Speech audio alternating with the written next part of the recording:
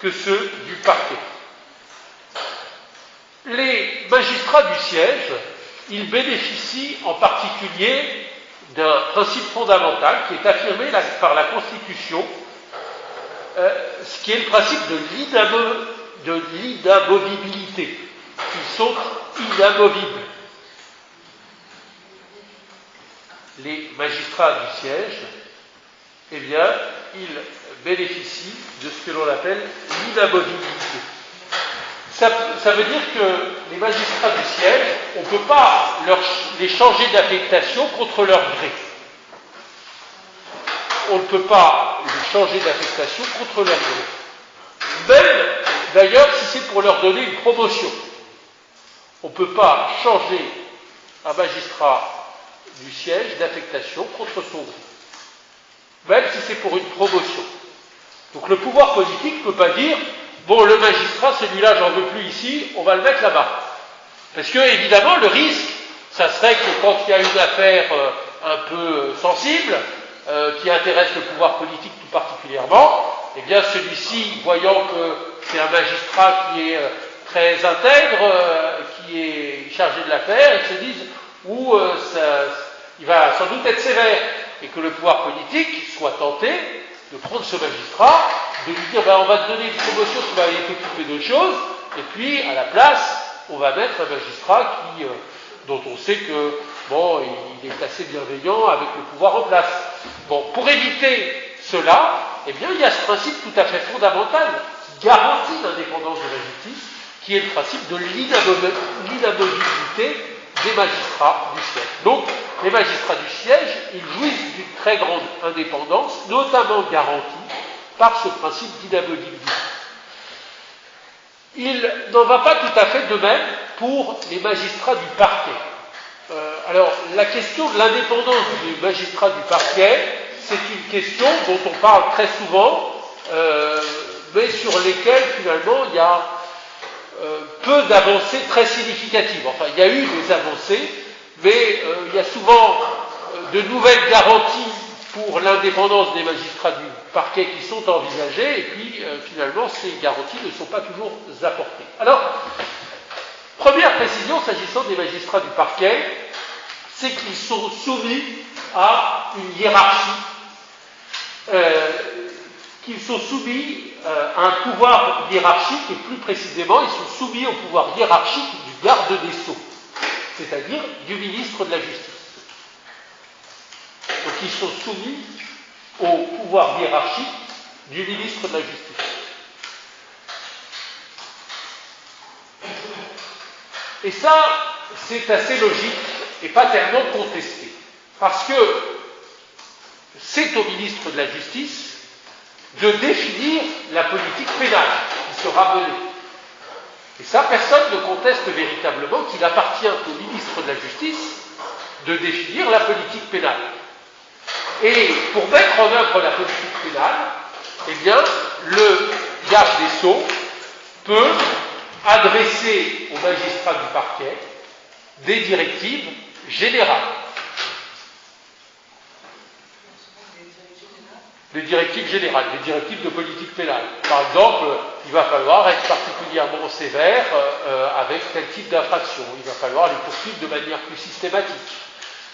Ou à l'inverse, il y a des infractions, maintenant on va abroger le texte qui les incrimine et puis on va cesser de les poursuivre.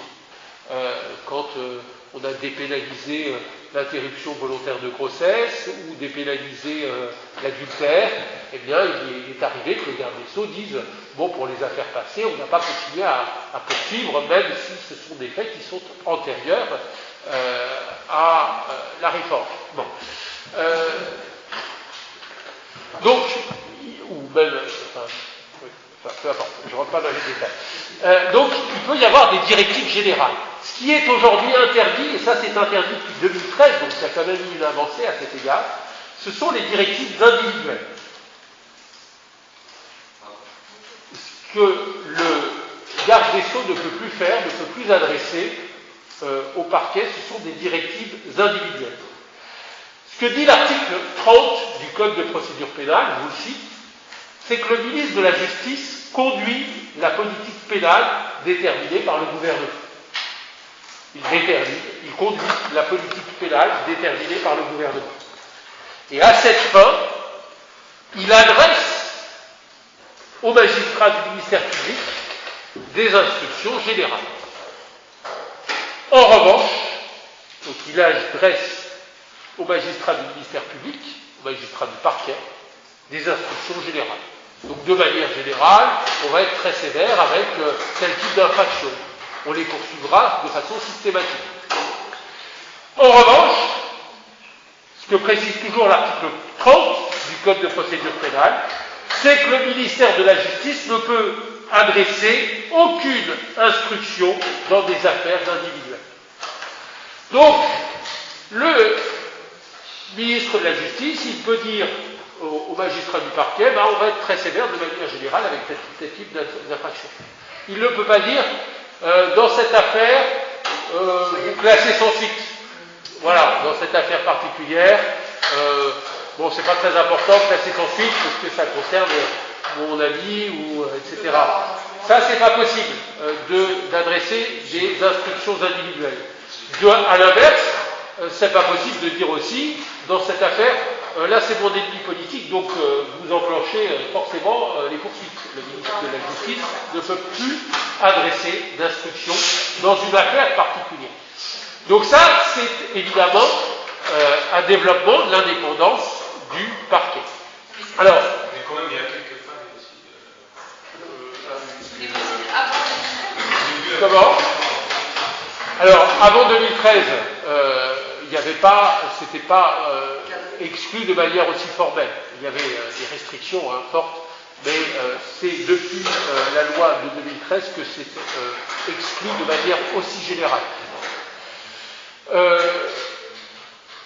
Juste un dernier mot. L'indépendance des magistrats du parquet, elle soulève encore beaucoup de questions. Et notamment, la question qui est posée aujourd'hui pour savoir comment on pourrait renforcer leur indépendance, c'est celle de leur nomination.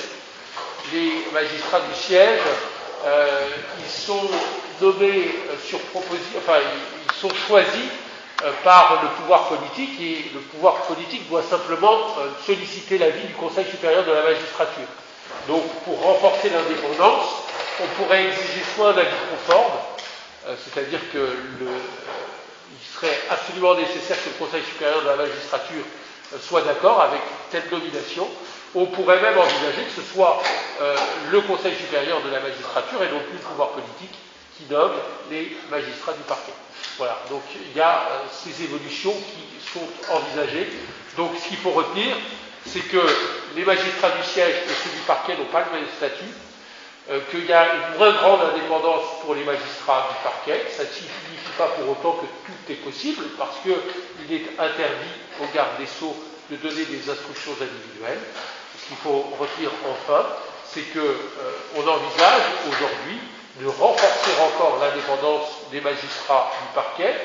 Ils resteront soumis au principe hiérarchique, parce que c'est au ministère de la Justice de mener la politique pénale, et il a besoin des magistrats du parquet pour la mettre en œuvre, mais on pourrait renforcer l'indépendance des magistrats du parquet en prévoyant de nouvelles modalités pour leur nomination.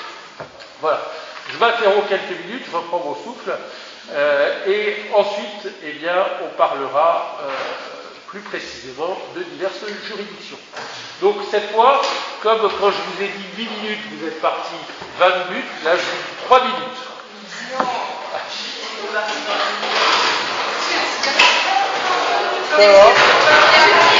Non mais je sais très bien que vous ne serez pas là dans 3 minutes. Il vous reste plus tellement de temps. Bon, alors vos camarades de des années passées, je ne sais pas s'ils vont venir. S'ils ne viennent pas, écoutez, ils viendront sans doute une autre fois.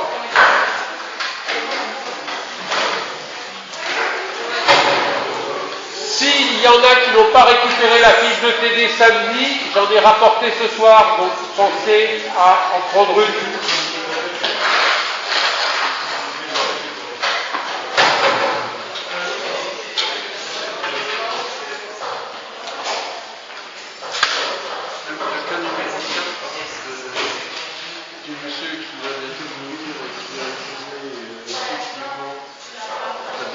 façade, ça fait une jeune fille.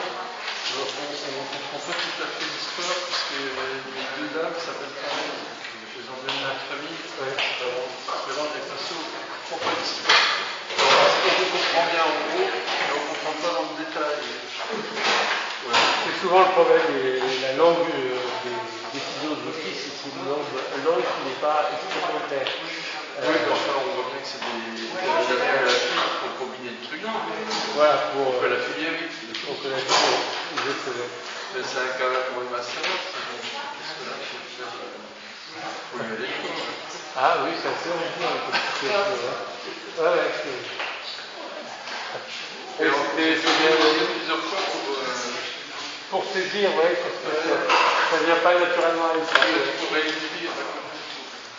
On a parfois moins d'imagination que d'analyse. Ah bah en fait vous êtes là. Bonsoir. Je vous ai adressé un mail, en fait on attend Justin qui avait un peu de retard. Ok. Du coup on va essayer de... Ouais, c'est très bien que vous soyez là parce que comme je suis en train de m'étouffer parce que je suis un peu enrhumé, je vais vous laisser. Vous allez reposer votre voix. Très volontiers. Bon, on l'attend, il arrive. Une chose, je vous l'avais envoyé un mail, j'ai complètement oublié. C'est bon pour votre stage ou vous avez toujours besoin J'ai toujours besoin. Vous avez toujours besoin Ça mon PV, je m'en ai fait une. Ouais. J'ai demandé à M. Giraud hier soir et puis... Ok. Et il vous faut ça pour quand? C'est 30 octobre la limite pour déposer... 30 octobre. C'est ça. Si je vous le donne vers le 25, ça irait?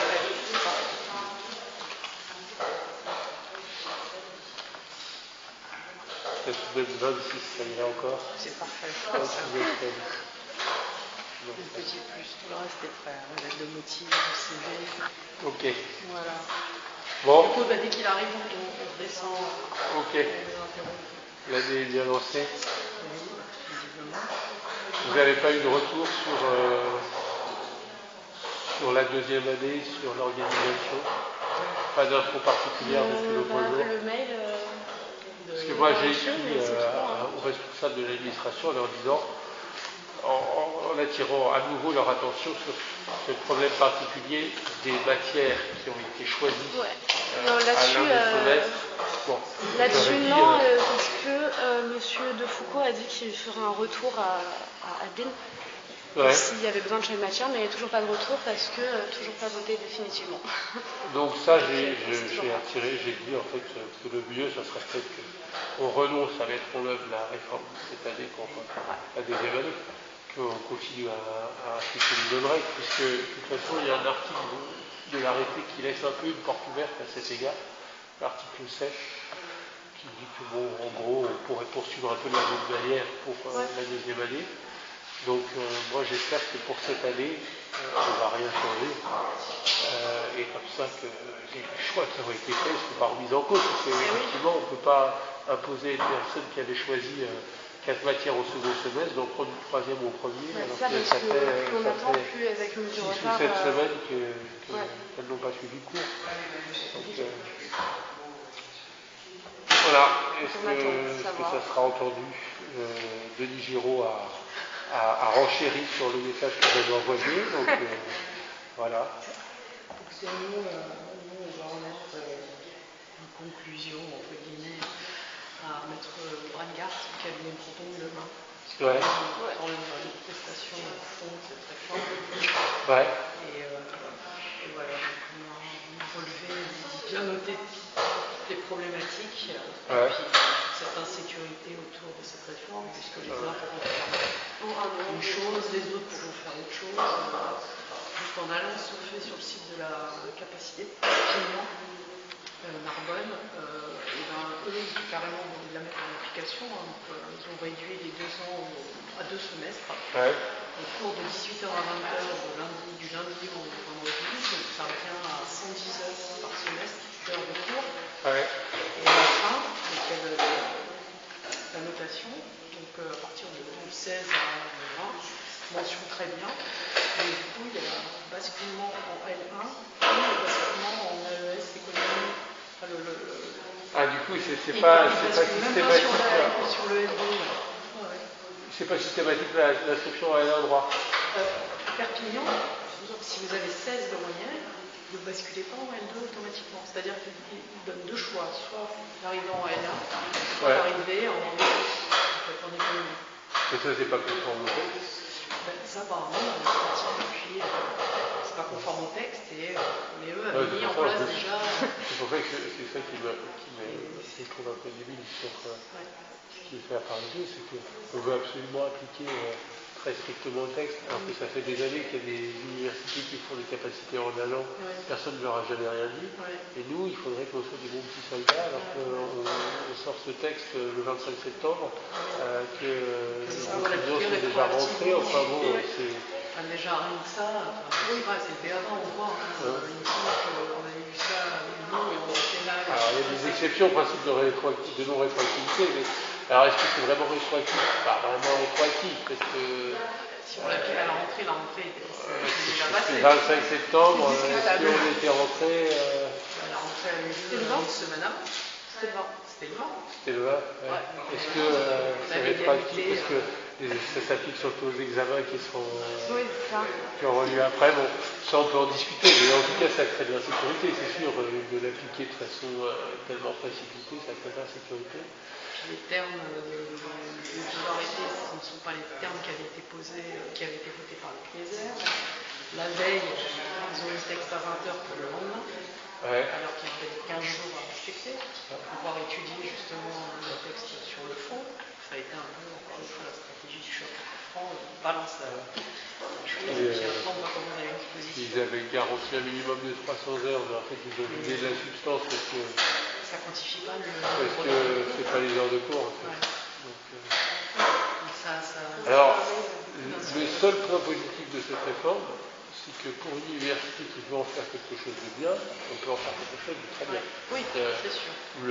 La réforme, elle est nocive parce que, de manière générale, ça va inciter les universités qui n'ont pas des moyens considérables à faire une capacité orale.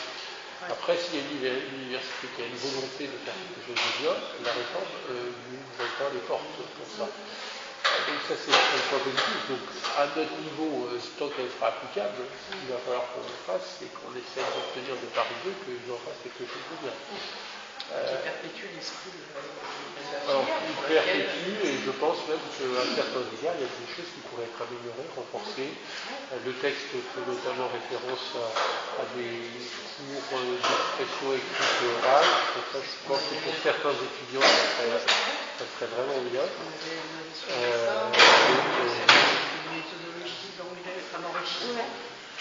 Donc ça, ce sont des évolutions qui pourraient être très positives. Et il va falloir essayer de faire en sorte qu'au sein de l'université, on obtienne ça. Puis il est question de développer l'apprentissage. Oui, ça frappe le fond déjà. Ouais. Et alors l'apprentissage, ce serait de trouver des cabinets d'avocats qui forment au stage, je pense. Ouais. Ce qui était recherché. Ouais. Donc ça, il faut voir aussi si... Enfin voilà, moi, on m'a demandé ce que j'en pensais, j'ai dit que je n'avais pas d'avis tranché, que j'étais prêt à y réfléchir, mais il faudra effectivement que je vous en parle, donc il faut voir un peu les tenants et les aboutissants, parce que bon, ça peut avoir des effets. Ça peut être un moyen de trouver des financements, et si on trouve des financements, c'est quand même aussi un moyen de renforcer la capacité, mais il ne faut pas que ce soit un instrument de l'équilibre des étudiants. Puis de l'esprit même, je trouve que ça apporte une atteinte tellement disproportionnée, c'est-à-dire qu'on a quand même l'essence même de cette filière. Alors, l'autre chose, en fait, je dis absolument les détails. Moi, ce que j'ai découvert cette année, j'étais beaucoup moins nombreux. Alors, j'avais pas réalisé ça, je crois que ça existe depuis un certain temps déjà, mais là, je crois que c'était particulièrement regrettable, c'est-à-dire que les inscriptions, en fait, il fallait télécharger le dossier et le renvoyer, je pense, le 31 août et le 9 septembre. C'est déjà une période extrêmement grave. Et en plus, cette campagne de date en ont été annoncée le 23 août. Donc le 23 août, on annonce que c'est entre le 31 août et et le traitement qui pourra tout faire. Le but clair, c'est d'avoir personne. On ne peut pas faire ça dans un autre but. La exigence pure et simple, on ne voit pas soit ça relève vraiment de la compétence, délibérément, mais ça, ça va avoir quelque chose. Et puis, l'autre chose, là encore, c'est qu'on m'a indiqué que cette année, ils avaient refusé les bacheliers. Et ça, il n'y a rien dans le règlement qui indique que les bacheliers. Et alors, c'est soi-disant le risque pour les parcours. Mais en réalité, interdire par principe les bacheliers, c'est le risque de la capacité. La recherche de la capacité, c'est justement ça se rencontre contre des personnes qui viennent d'origine très diverses et qui participent des très différents, sans réciter habituellement. Là, partant du principe que les bacheliers des écarts, postuler des personnes qui pouvaient être repères au sein des groupes aussi. Ça nous engorge la puissance du monde, parce que ça leur permet de découvrir la matière. Oui, tout à fait. Et puis, on indique dans le règlement la capacité d'interdire le bachelier. Pour la capacité, il y a quelqu'un, je ne sais pas qui, si c'est la présidence, si c'est le directeur des services, je ne sais pas, mais il décrète ça, sans que capacité, sans qu'on demande aux personnes qui connaissent la capacité, ils pensent qu'ils sont une bonne solution. C'est quand même étonnant. Et est-ce que vous avez, ils l'ont inclus dans le règlement? Non, une directive comme ça. Verbal? Je crois que oui, c'est une directive verbale qui a été adoptée par la personne chargée des enfants. D'accord. À partir du moment où ils s'inscrivent sur Parcoursup, est-ce que ça a été inclus sur la plateforme? C'est pas la salle de capacité, ne doit pas être sur Parcoursup. D'accord. Donc, d'accord. Ça, par exemple, on ne le soulève pas. mais je pense que à ce moment-là, on adressera un courrier à M. Braconi pour lui poser la question directement, lui dire comment nous avons eu vent. en tout cas, je vais aussi aller voilà, et puis il est hors de question. Je laisse ma place, ça va.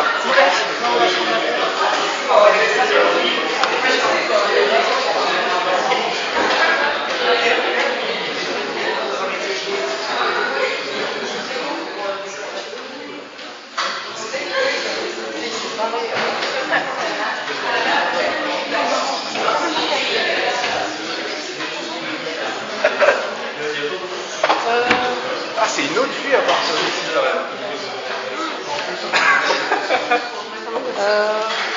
Professeur, il est parti. Bon. Il n'y a pas de micro?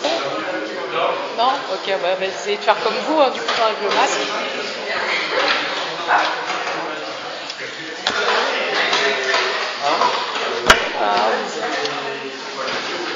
Bonsoir à tous. Alors, on va essayer d'avoir la voix qui porte comme le professeur Garrick, pas gagné d'avance.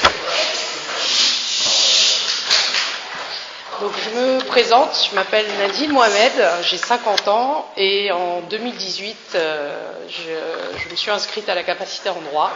Donc en 2018 j'étais sur les bancs de cet amphi à me poser 1001 questions que vous devez probablement vous poser vous aussi. Qu'est-ce qui nous attend durant cette année? Alors je vous rassure que de bonnes choses.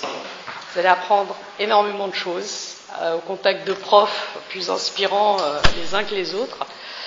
Et puis on est là ce soir pour vous présenter un petit peu déjà ce qui vous attend en termes d'études et vous présenter l'association Capassas que je préside et qu'on a créée un peu dans l'urgence pour contrer ce projet de réforme que nous a pondu le ministère de l'Enseignement supérieur et qui vise littéralement à démanteler cette filière.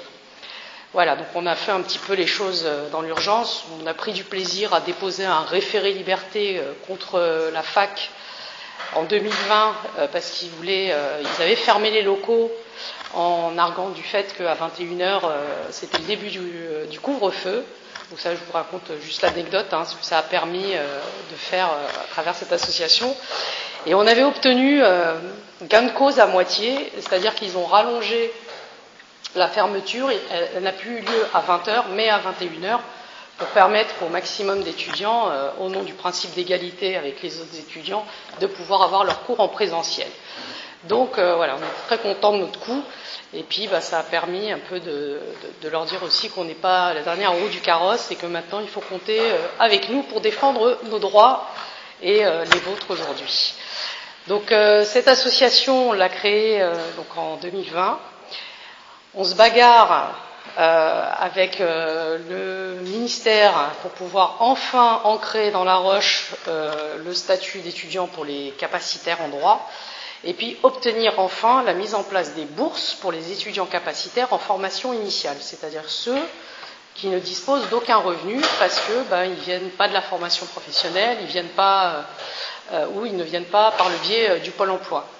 Donc c'est des étudiants qui ont 17, 18 ans, 20 ans et qui n'ont aucun revenu. Donc après avoir fait quelques recherches, il s'avère qu'ils ont droit à ces bourses, et on a emmerdé un petit peu le MESRI par rapport à ça, et ils doivent théoriquement prochainement nous faire paraître un texte qui va, Inch'Allah, si tout va bien, poser enfin, respecter les droits de ces étudiants. Voilà, donc ce que je peux vous dire d'expérience après être passé par cette filière, ça a été une révélation.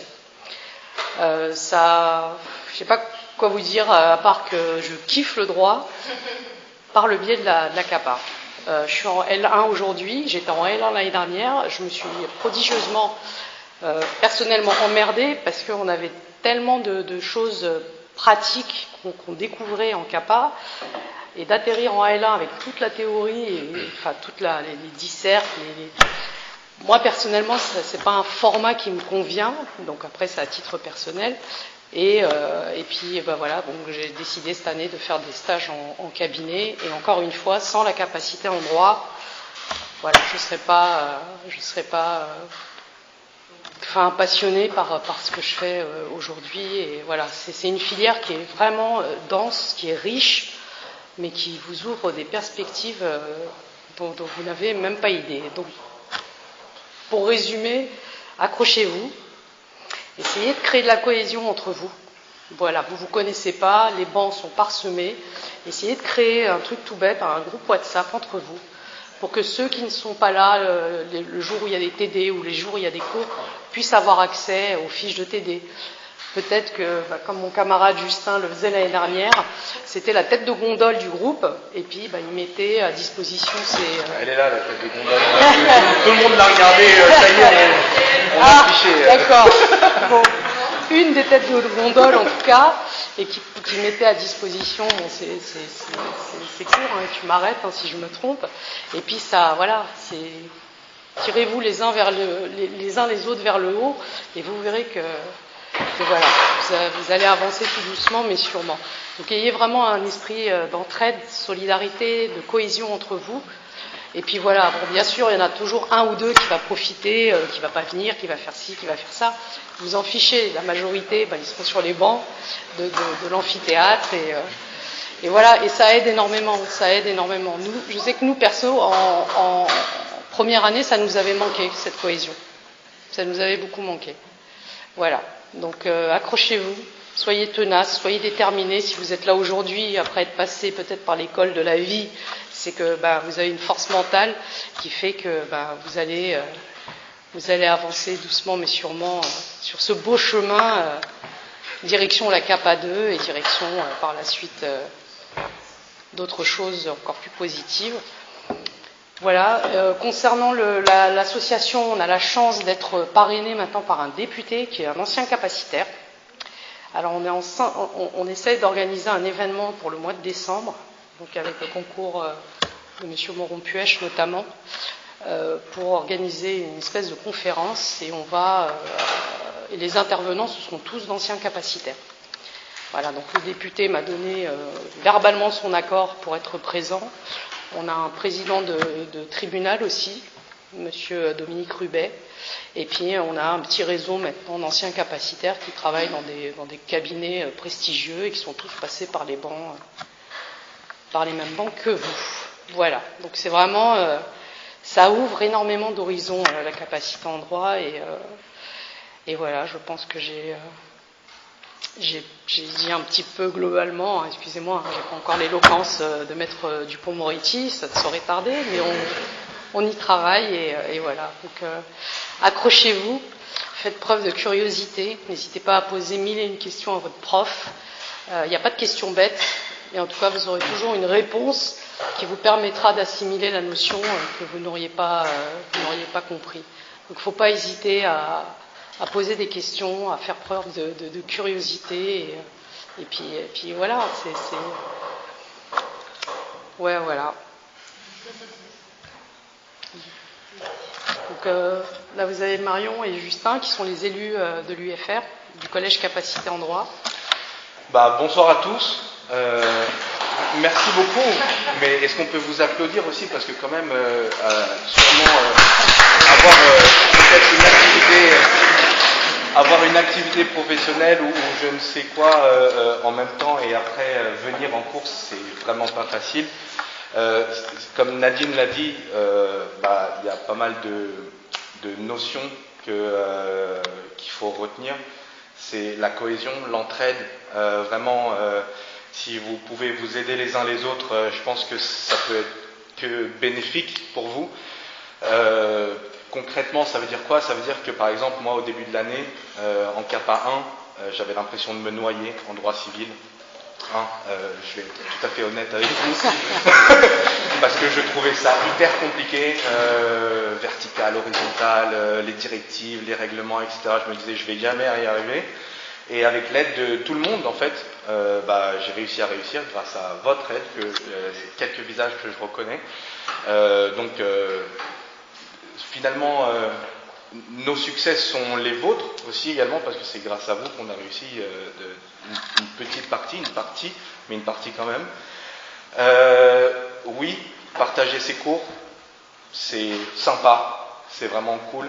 Par contre, faites attention dans le sens où il y a des gens qui vont vous dire mais ça c'est faux, ouais mais je suis étudiant comme vous aussi, je fais des coquilles, des fautes d'orthographe, des fautes de syntaxe, grammaire, voilà. Bossez les cas pratiques, parce que c'est ça qui m'a le plus aidé.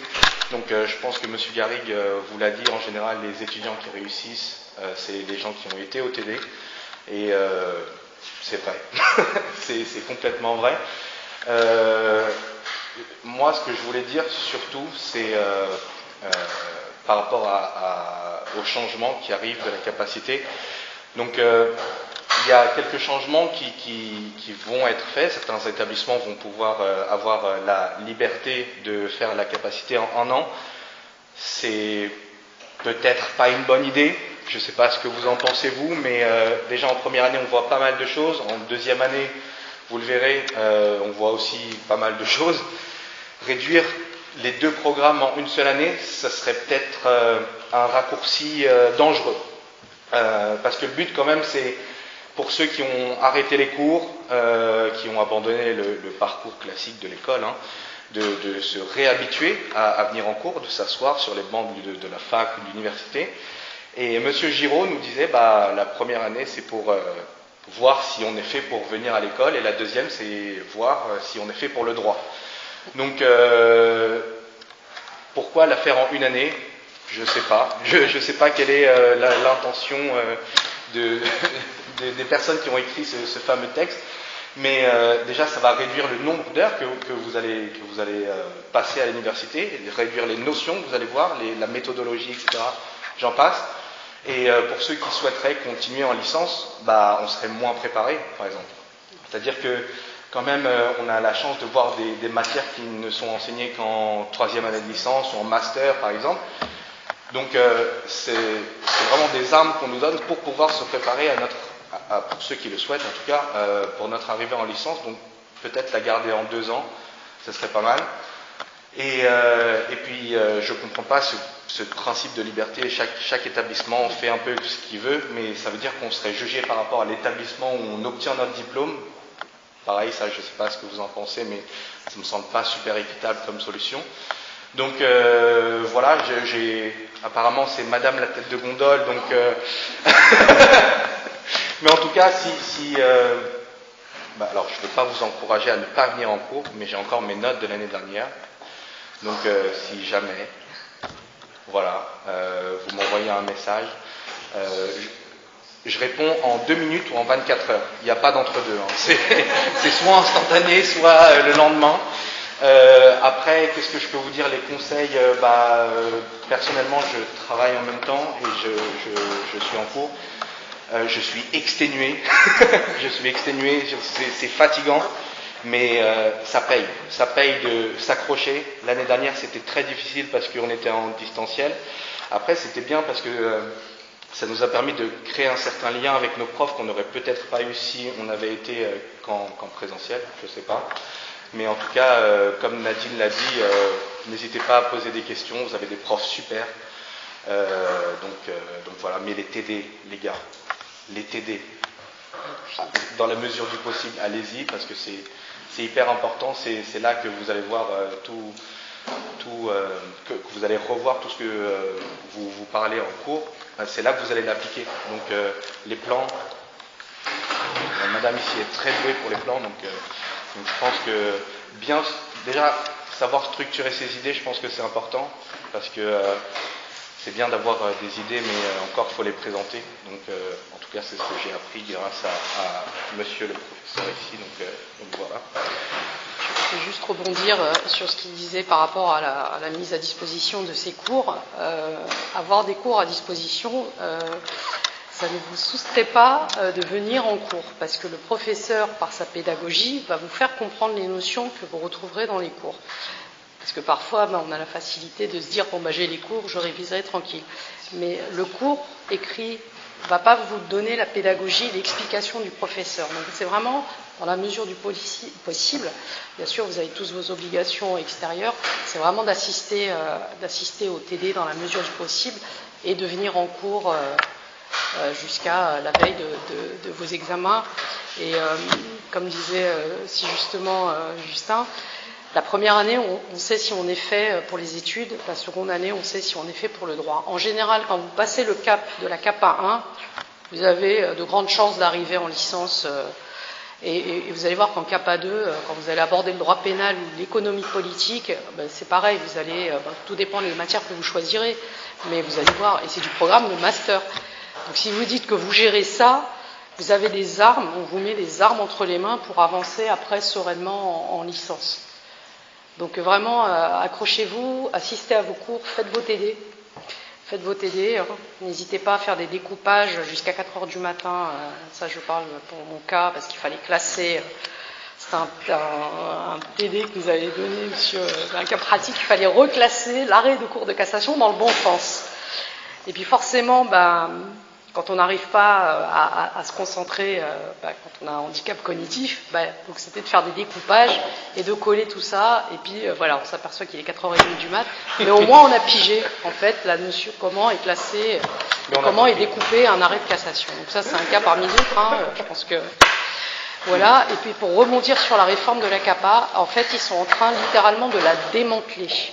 Ils sont en train de la démanteler. Ça veut dire que pour ceux qui vont la faire en 1 an, on se pose maintenant même la question de savoir est-ce que c'est pas pour donner un diplôme équivalent aux licences, aux premières années de licence qui arrêtent les études à la fin de l'année, parce qu'il y a un taux d'échec énorme en licence. Donc on se pose la question est-ce que nous on ne sert pas maintenant à délivrer un diplôme équivalent pour les licenciés première année qui arrêteraient à la... Et ça c'est pas l'esprit de cette filière. Voilà, la capacité elle a été créée par Napoléon pour former les officiers ministériels. Il était entouré de personnes qui n'avaient pas en fait les diplômes requis. Et donc il a mis ça en place pour permettre justement à parfois des gens dégueux, entre guillemets, d'accéder aux plus hautes fonctions de l'État. Et aujourd'hui encore, ça marche parce qu'il y a des personnes qui accèdent aux hautes fonctions de l'État. Et le député Aurélien Taché en est un parfait exemple. Il a un CAP de plombier, il n'a jamais eu le bac, et aujourd'hui, c'est un parlementaire. Donc voilà, ça permet tout ça. Et on doute fortement qu'en ramenant à 1 an la capacité, le contenu sera le même. Il va forcément être amoindri. Et nous, là-dessus, on sera catégorique. Là, on se réserve de toute façon le droit d'exercer un recours au Conseil d'État contester cette réforme et demander son annulation, sa suspension et son annulation, parce qu'il y a des choses qui ne vont pas du tout là-dedans. Voilà, et preuve en est que d'habitude on est très nombreux en première année, et visiblement cette année ils ont décidé de refuser les bacheliers, ce qui en soi est indiqué nulle part dans le règlement, donc on n'a pas le droit. Voilà. Moi, pour ma part, je suis bachelière, sauf que moi, Parcoursup m'a pas reconnue, vu que mon bac il remonte à 91. Ouais, ben, moi je suis titulaire du bac parce que Parcoursup m'a recalé. Ouais. Et là où c'est un peu idiot de faire ça, c'est que déjà, ça pourrait désengorger la licence 1, on verrait peut-être moins d'étudiants assis par terre dans les amphis, et puis 2, ça permet à ces bacheliers peut-être de découvrir la matière autrement, et puis de savoir est-ce que je suis fait pour le droit ou pas. Exactement, et on étudie le droit différemment qu'en licence. On a les grands principes, il y a un socle commun, je pense, mais on le voit différemment. Oui, non, mais alors ça se perpétue, au cours des siècles, ça se perpétue, on essaye. Mais oui, ça, c'est qui dit à ça se dit bordel administratif. C'est vrai que la communication avec l'administration, ça c'est compliqué, si je peux utiliser ce mot-là. Un truc tout simple, quand par exemple on choisit nos matières en seconde année, quand vous allez le faire, quand vous passerez en seconde année, parce que vous allez passer en seconde année, voilà. En fait, qu'est-ce que ça leur coûte de rajouter une petite ligne en disant voilà, le droit social, vous allez étudier le droit du travail, etc. etc. Le droit civil 2, vous allez étudier le droit patrimonial de la famille. En fait, on s'engage dans des matières où on ne sait pas ce qu'on va faire, en fait. Donc peut-être que mais le droit social, c'est le droit du travail, ça peut m'intéresser, mais finalement, au moment où tu choisis, tu ne sais pas dans quoi tu t'engages, en fait. Par exemple, droit fiscal. Mais droit fiscal, ça englobe tellement de choses. Qu'est-ce qu'on voit exactement? Peut-être que ça aiderait les étudiants à faire leur choix pour les premières années qui passent en deuxième. Une petite ligne en plus, je pense que... Voilà, c'est ça. Donc ça, de toute manière, avec l'association, ça, on va essayer d'élaborer des plaquettes, justement, quand on aura créé notre site internet, et puis nos pages Facebook et Insta et Snap et Twitter et compagnie. Voilà, d'expliquer tout ça et de porter à la connaissance des futurs et des anciens, des capacitaires présents, justement, qu'est-ce que vous allez aborder déjà cette année et l'année prochaine. Donc oui, ça c'est... Carrément. Voilà, donc quelque en fait, chose qu'on fera d'office. Ce qu'on voulait faire, c'est créer Insta, Facebook, une page Facebook, pour que vous soyez au courant de dans quoi vous vous engagez par matière. Comme ça, vous n'êtes pas à cliquer sur droit administratif, et je ne savais pas qu'on allait faire le droit de l'Europe, par exemple. Peut-être que ça m'intéresse, peut-être que ça ne m'intéresse pas, mais ce serait bien de le savoir. En fait, c'est ça ce qui nous a manqué à nous, et on s'est dit peut-être que à vous, ça pourrait peut-être vous servir. Donc voilà. On est aussi en train de bosser sur une pétition, donc pour justement montrer qu'on est contre le fait qu'on veuille passer la capacité en un an. Donc je ne sais pas si vous avez déjà un groupe WhatsApp ou quoi, donc je vous l'enverrai, et pour ceux qui se retrouvent dans les arguments qu'on présente, vous pourrez la signer, etc. Donc peut-être que je vous demanderai, si vous le voulez bien, de nous inclure dans le groupe, peut-être, si vous voulez bien de nous. Et puis voilà, mais je pense que ce serait sympa, promis, on dit rien. Secret des correspondances, voilà, ce sera juste pour le... Nous, on vous donne la pétition, vous nous dites si vous signez ou pas, et après on fait les aveugles sur donner ça. Puis au pire, on reviendra, sinon la faire signer une concréto en cours. En tout cas, si vous vous retrouvez dans les arguments qu'on présente, ce serait hyper sympa de nous la signer. Et voilà, quoi. Donc, est-ce que vous avez des questions, peut-être Juste pour rebondir sur l'association, donc s'engager, c'est pouvoir se défendre. Donc on ne vous incitera jamais assez d'adhérer à l'association, qui est encore toute jeune, d'accord, qui a encore toute toute récente, mais qui a fait un boulot monstre parce qu'on s'est retrouvé donc à tenir tête au ministère de l'Enseignement supérieur. On est en lien direct avec la faculté d'Avignon qui ont créé une association également. Angers a créé une association, donc on a vraiment été la tête de la locomotive. On a été la locomotive de tête, et là les wagons sont en train de s'imbriquer, et là on est en pourparlers pour créer justement une fédération des étudiants capacitaires de France, pour qu'enfin on soit respecté et que cette filière et nos professeurs soient enfin respectés. Et puis quelque part, je l'avais dit à M. Garrigue par un mail, c'est vraiment la manière que j'ai de vous exprimer ma gratitude et ma reconnaissance pour tout ce que vous nous avez apporté, chers professeurs, vous et vos collègues. Voilà, pour ce que ça vaut. Je vous le réitère.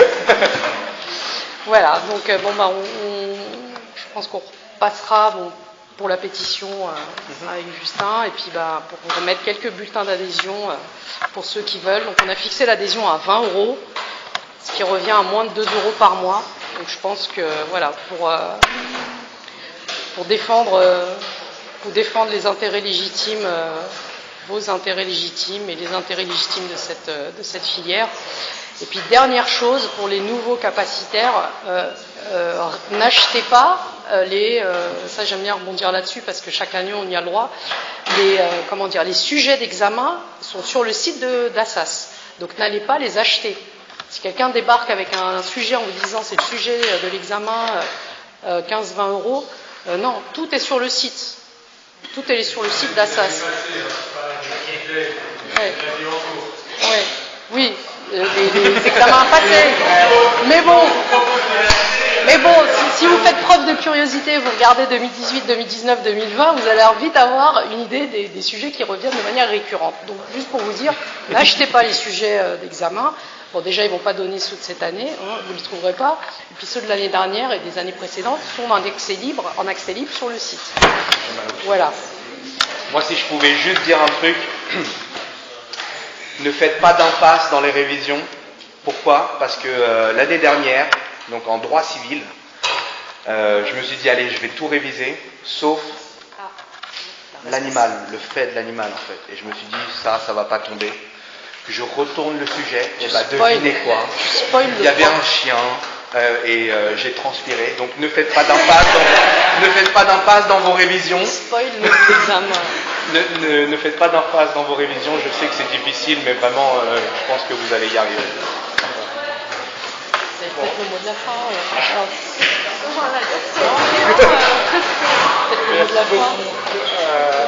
Vous avez des questions juste avant que...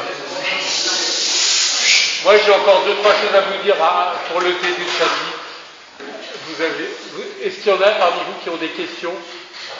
Moi, je n'ai pas. Comment ? Des questions à vos camarades. Du coup, vous faites quoi actuellement après la capacité ? Moi ? Nous tous ? Ah, ok. Alors, à l'issue de la capacité, vous avez donc ce diplôme qui vous permet de postuler pour des métiers comme assistant juridique. Voilà, et sinon vous continuez en licence. Donc si vous avez au-delà de 15, vous basculez en licence 2. Si vous avez en dessous de 15, entre 10 et 15, vous êtes en licence 1. Et puis après, vous suivez un cursus tout à fait. En dessous de 10, ça dépend. Après, il y a une commission qui peut se réunir pour voir si... voilà, mais il ne faut pas qu'il vous manque 36 points. Voilà. Mais l'idéal, essayez d'avoir... au-delà de 10, c'est bien. Voilà, parce que la notation en licence, elle n'est pas du tout la même. Ouais. Donc vraiment essayer de... Alors moi personnellement, je me suis noyée. Pourquoi ? Parce que c'était les dissertes, c'était... Et moi je suis quelqu'un qui aime bien la pratique. Voilà, moi j'aime bien apprendre la théorie par la pratique. Donc en licence, oui, je me suis noyée, mais complètement. Ceci dit, je m'accroche. Et voilà, je préfère faire des stages cette année qui vont me laisser le côté pratique et puis apprendre. Et puis après, à la fin de l'année, je passerai mes examens normalement. Et voilà. Mais c'est une matière pratique, le droit, pour tous les jours. C'est vraiment c'est une super matière. En tout cas, moi, elle me passionne. Et pour l'anecdote, quand j'ai postulé dans le cabinet d'avocat, la première chose que m'a dit l'avocate, c'est est-ce que vous êtes passionné? Elle n'a pas demandé à avoir mes diplômes, elle n'a pas demandé à avoir... elle m'a dit, est-ce que vous êtes passionné? Voilà, c'est la première chose qu'on vous demandera, vraiment, voilà, parce que ça prend au trip en fait. Ouais, carrément. C'est, voilà. Ouais, qu'il y avait d'autres questions là-bas. Ah. Non. Oui. Non. Je n'ai pas entendu. Je pense que c'est possible parce que la capacité, c'est un diplôme de niveau 4, donc c'est équivalent au baccalauréat.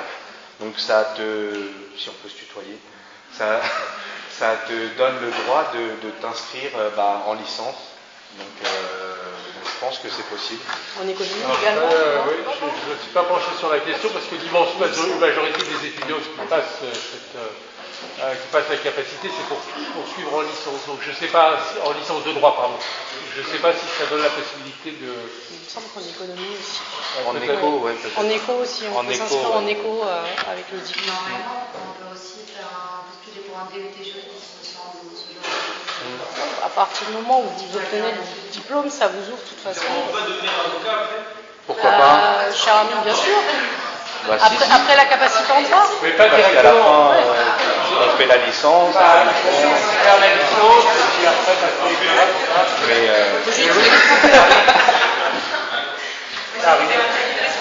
non, mais par exemple, la CAPA 2, la CAPA 2, pourquoi est-ce qu'on veut que ça reste en 2 ans? Parce que on parle de plein de choses en CAPA 2 qu'on a vu en CAPA 1 en fait. Vous allez voir en droit des contrats là avec M. Gary, tous les trucs dont on parle, ça a un lien avec ce qu'on a vu en première année. Donc pourquoi la mettre en 1 an? Moi j'aurais clairement rien compris quoi. En fait. Donc voilà.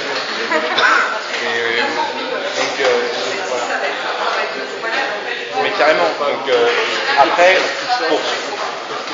pour ceux par exemple qui veulent continuer, je sais pas si tu veux continuer en licence après, mais ouais carrément. Mais alors, je me disais pareil, mais voilà, maintenant on est là, tu vois. Mais par exemple, tu sais, tu as la possibilité d'aller en L2 directement avec 15 de moyenne. Mais c'est peut-être un piège, tu vois. Parce que, exactement, en fait, c'est ça. Et donc, oui, pardon. Merci, bon, je vous remercie d'être venu.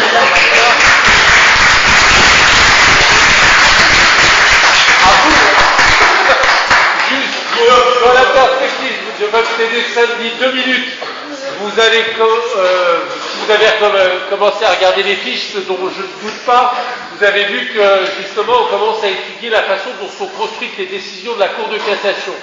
2-3 mots sur la Cour de cassation, puisque je l'ai évoqué à plusieurs reprises, mais très brièvement. Première chose, la Cour de cassation, c'est la plus haute juridiction judiciaire.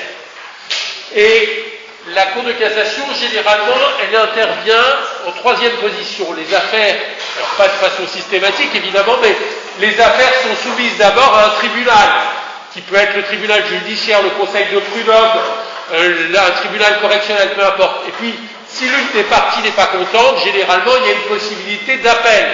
Et l'affaire va devant la Cour d'appel. Et puis, si la solution retenue par la Cour d'appel ne satisfait pas, eh bien, on peut former un pourvoi en cassation et aller devant la Cour de cassation. Alors, quelquefois, d'ailleurs, comment? Non, si l'une des parties n'est pas contente, c'est possible. Alors, juste, je termine. Juste une précision, normalement c'est ce schéma-là. Tribunal en première instance, Cour d'appel, Cour de cassation. Quelquefois, l'affaire a un enjeu faible, et donc on ne peut pas faire appel. Et donc, dans les hypothèses où l'appel est fermé, généralement les affaires qui portent sur des sommes modestes, eh bien, on peut aller directement après la première instance devant la Cour de cassation. 2 mots sur la mission de la Cour de cassation, qui est très spécifique. Les tribunaux, les cours d'appel, ils doivent statuer en fait et en droit. Ils ont 2 missions. Ils doivent se demander comment les choses se sont déroulées dans l'affaire qui leur est soumise. Et puis, une fois qu'ils ont établi les faits, qu'ils ont reconstitué les faits, qu'ils se sont forgés une opinion à propos du déroulement des faits, eh bien les juges doivent appliquer à ces circonstances de fait les règles de droit. Donc d'abord, qu'est-ce qui s'est passé dans cette affaire? C'est la première question que les juges doivent résoudre. Et puis une fois qu'ils ont répondu à cette première question, eh bien qu'est-ce que le droit prévoit pour cette situation-là? Deux missions, et ces deux missions, eh bien, elles sont exercées à la fois par les tribunaux et par les cours d'appel. La Cour de cassation, elle, il y a une grande spécificité dans sa mission. C'est qu'elle ne s'intéresse pas aux faits. La question de savoir comment les faits se sont déroulés, eh bien, ça ne la concerne pas. Et lorsque la Cour d'appel a commis une erreur à propos du déroulement des faits, si l'une des parties va devant la Cour de cassation et dit à la Cour de cassation « mais c'est pas comme ça que les choses se sont passées », eh bien la Cour de cassation répond « ben ça, je ne peux pas corriger l'erreur qui a été commise par la Cour d'appel, parce que l'appréciation des faits, ça relève du pouvoir souverain d'appréciation des juges du fond, c'est-à-dire des tribunaux, des cours d'appel. Et moi, les faits, ça n'est pas ma mission. La seule mission de la Cour de cassation, c'est de s'assurer que les règles de droit ont bien été mises en œuvre par la Cour d'appel, et puis plus exceptionnellement par le tribunal quand on saute l'étape de la Cour d'appel. Donc la mission de la Cour de cassation, c'est de s'assurer que les cours d'appel, ou plus exceptionnellement les tribunaux, ont bien appliqué les règles de droit. Est-ce que c'est la bonne règle de droit qui a été utilisée? Est-ce qu'on lui a donné la bonne interprétation? Est-ce qu'on en a tiré les bonnes conséquences? Voilà la mission de la Cour de cassation. Et la Cour de cassation, bien, finalement, elle peut parvenir à deux conclusions. Soit la Cour d'appel, ou plus exceptionnellement le tribunal, a bien appliqué les règles de droit. Et dans ce cas-là, la Cour de cassation rejette le pourvoi qui a été formé par la personne qui n'était pas contente. Et dans ce cas-là, l'affaire s'arrête là. Soit la Cour de cassation constate que la Cour d'appel a commis une erreur, mais une erreur de droit, une erreur juridique. Et bien dans ce cas-là, la Cour de cassation casse et annule la décision qui a été rendue, le plus souvent par la Cour d'appel et plus exceptionnellement par le tribunal. Et souvent, dans ce cas-là, eh bien l'affaire va être renvoyée à une autre Cour d'appel, ou plus exceptionnellement à un autre tribunal.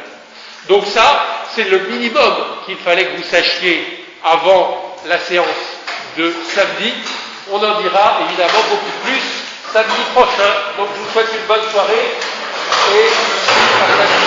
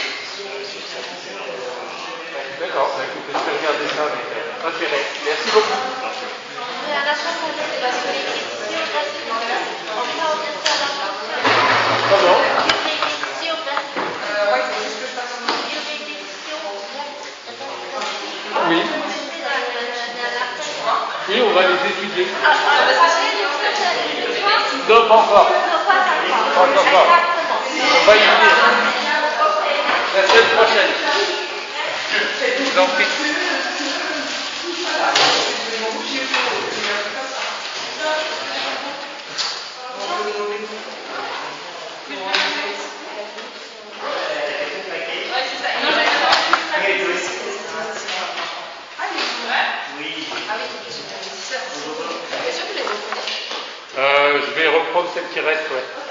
Enfin, je vais les rapporter à la caisse.